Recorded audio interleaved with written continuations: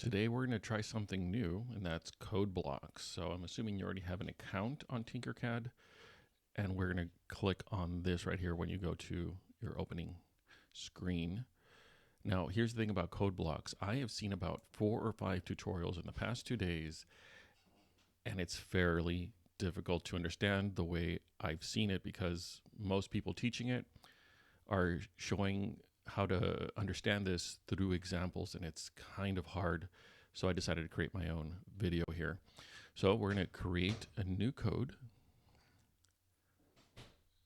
and pay attention to these 3 activities. They're very helpful. I went through them, and we're not going to go through them today. We might some other time, but right now, just be aware of them, because if you get stuck, but you actually do care about what this looks like, or if you want to learn more about this is a good place to start. So just go to a new design, and I want to introduce you to the 5 parts.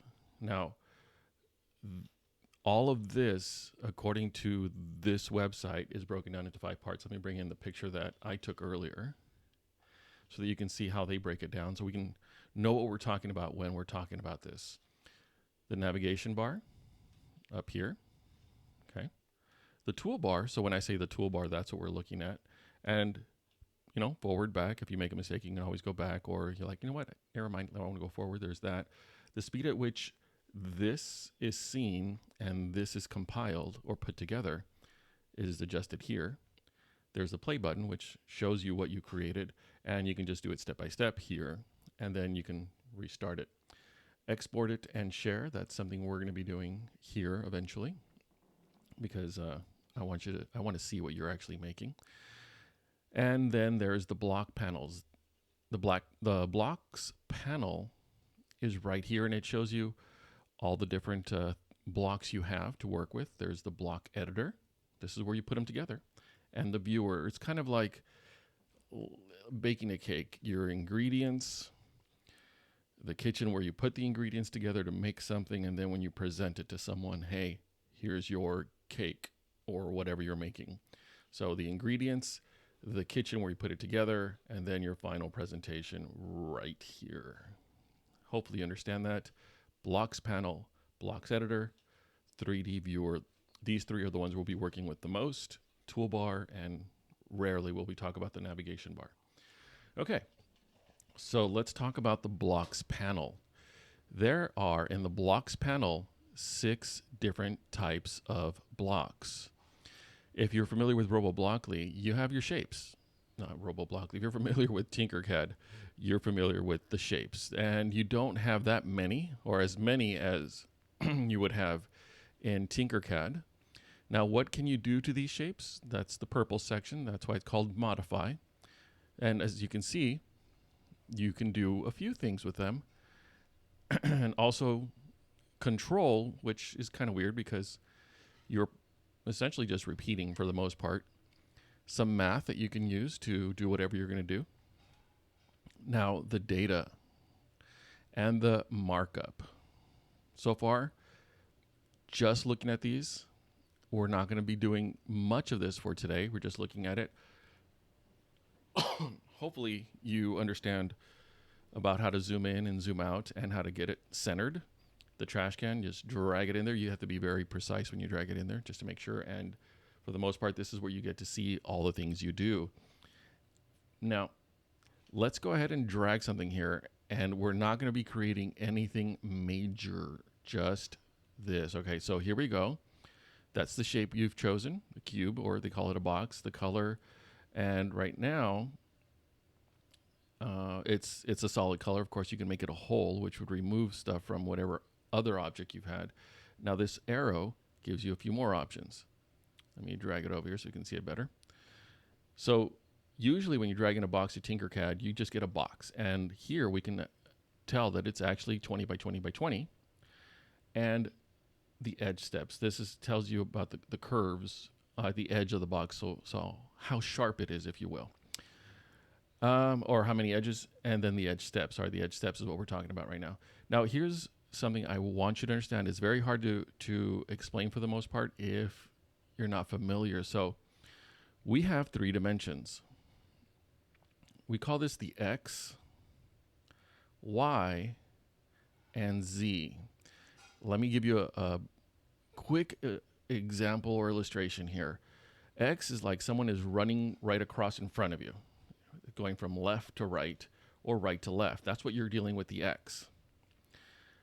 The Y, someone is running away from you and you don't know why.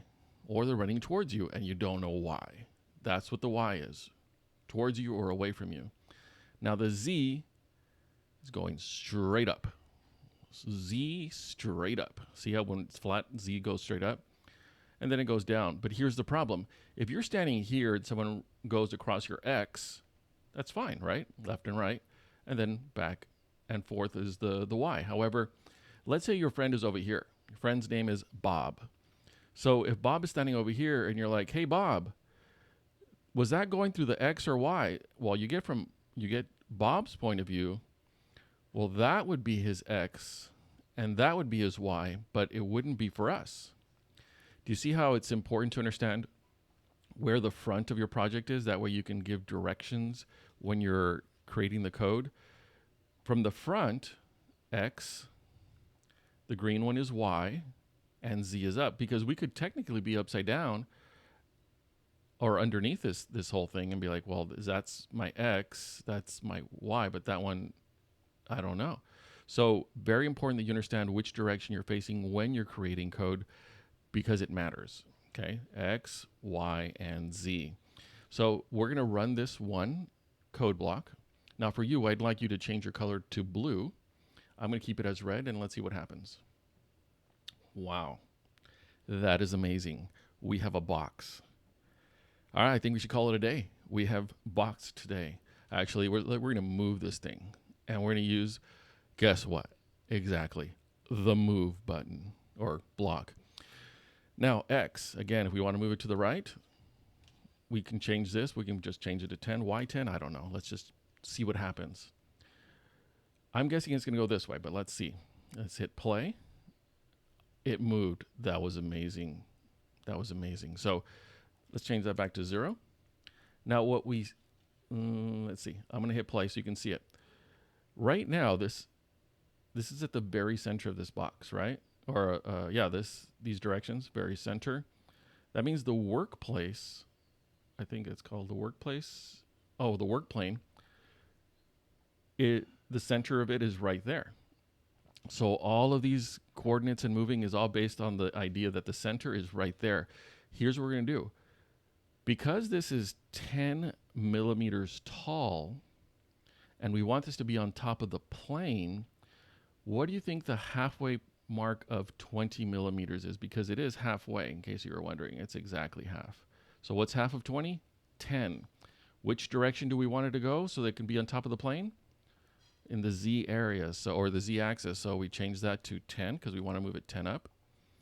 And then we're going to play. Oh, look, that is beautiful. It moved up. Amazing. Here's what we're going to do. I'm going to rotate. Now, this is the weird one, and my apologies. Actually, let's not. Let's get rid of that one just because I think that might be a little too much for today. We're going to add another one. Now, because we're adding another move block, what's going to happen is once it goes here, it's also going to, after it's done with this, it's going to go to another one. I'm going to change this Y to 10. And let's see what happens. It moved twice. Let's view it from a different angle. Okay, so it went up and away. So what I would like you to do is I want you to choose a different shape and make it move twice, and then you're going to do this. You're going to share it with me. I would like yours to have a different color than what it originally started, so go ahead and do that. And look at your options when you share. In case you're wondering, I didn't actually say it. I clicked on the share button. A screenshot is just going to take a picture of this, and you can put that in an email and send it to me. This is for my class, obviously. Or you can create an animated GIF or GIF, depending on who you are. This may take a minute. All right, so I created it. I'm going to save it here.